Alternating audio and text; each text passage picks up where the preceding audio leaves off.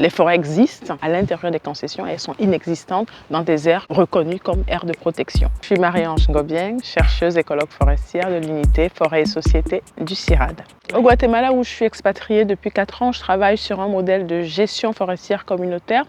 Donc il s'agit de contrats communautaires, c'est-à-dire des contrats qui sont rédigés par l'État guatémaltèque et qui cèdent la gestion de territoires forestiers à des peuples indigènes et des communautés locales. Ce modèle est très efficace régionalement pour conserver de la forêt. On peut faire une comparaison très simple entre l'existence et l'état des forêts à l'intérieur des concessions et à l'extérieur, notamment dans des réserves protégées. Une aire de conservation sans mettre les moyens fait que la conservation n'est pas effective.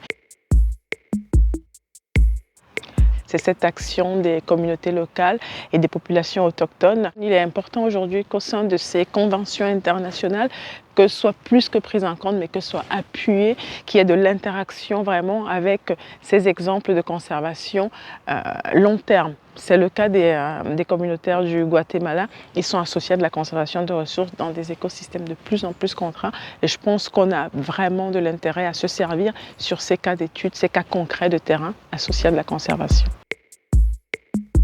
Mon intérêt d'écologue forestière aujourd'hui, c'est d'étudier le fonctionnement de ces écosystèmes forestiers qui sont soumis à des pratiques communautaires. Je fais l'hypothèse que cette interaction est aujourd'hui le gage d'une meilleure résilience des écosystèmes forestiers dans un environnement productif et de plus en plus contraint.